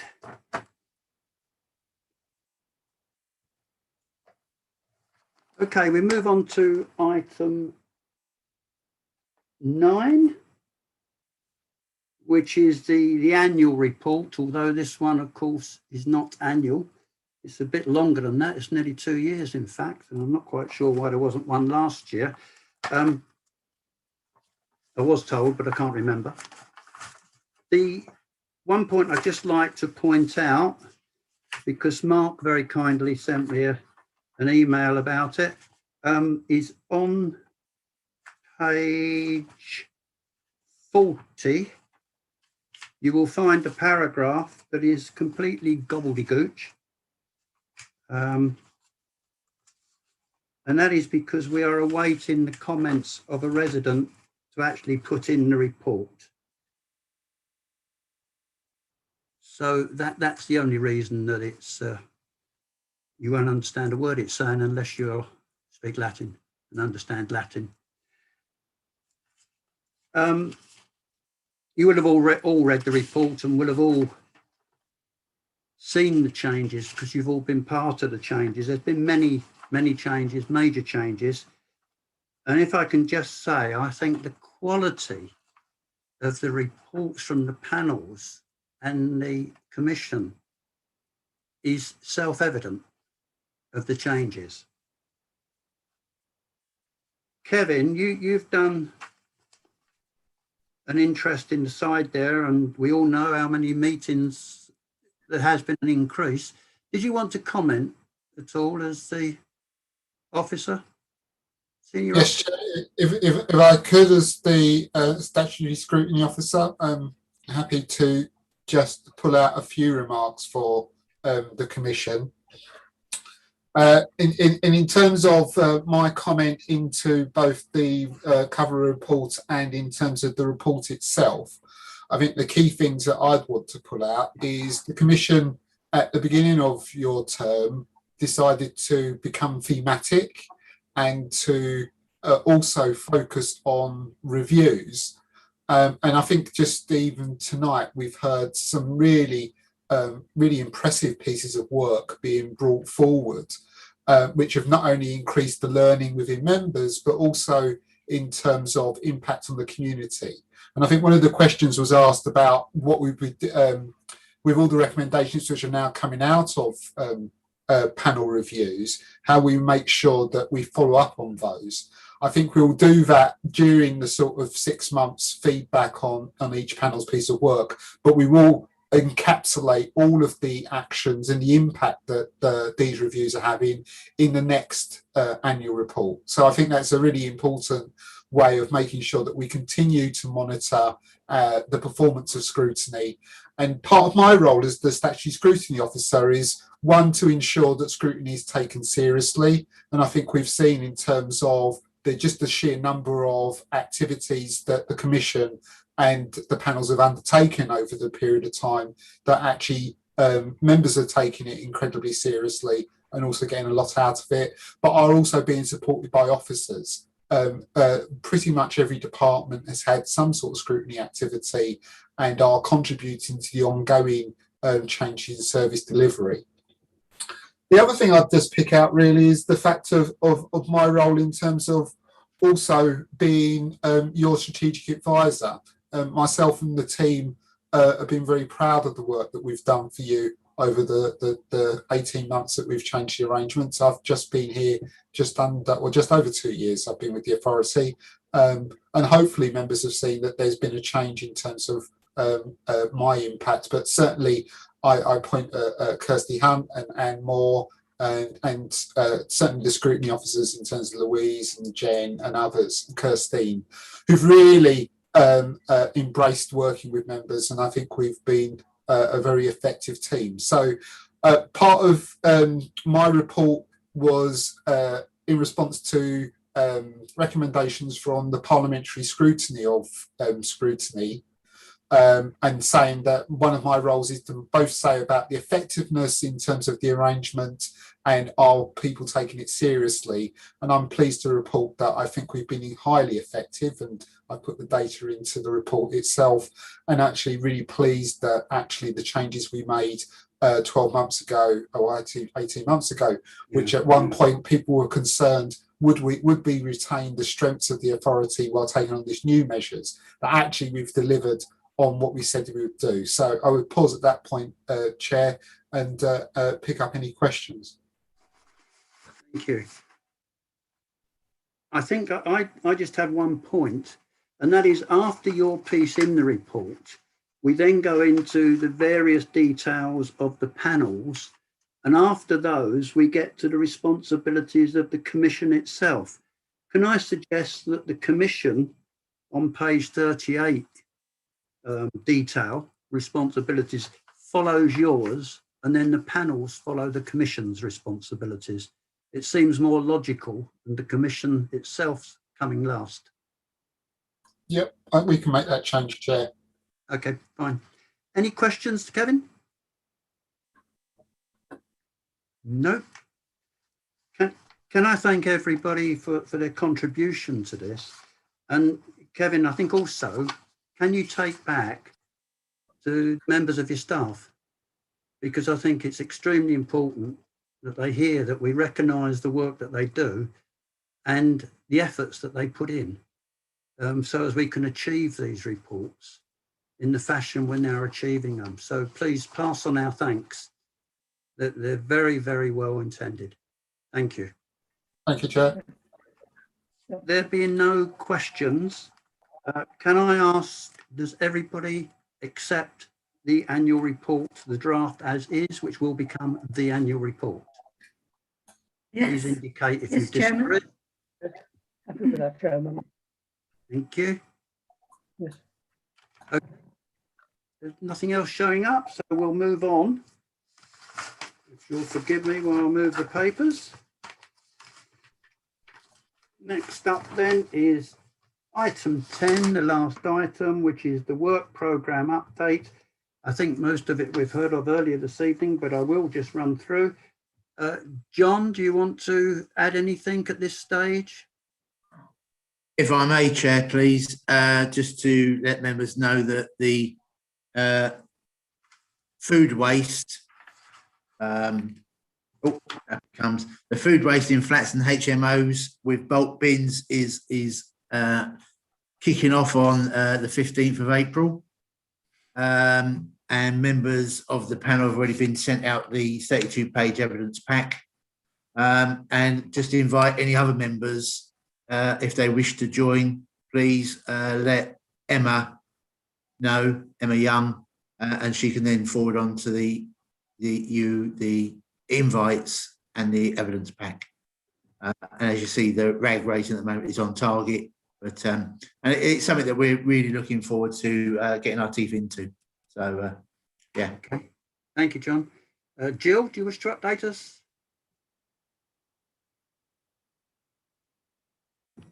Thank you, Chairman. Sorry, I was off. I was on mute then. I think that tonight in the papers, there's still scoping document has got to be agreed, and I was waiting for that to be agreed, and then I'll start making meetings straight away.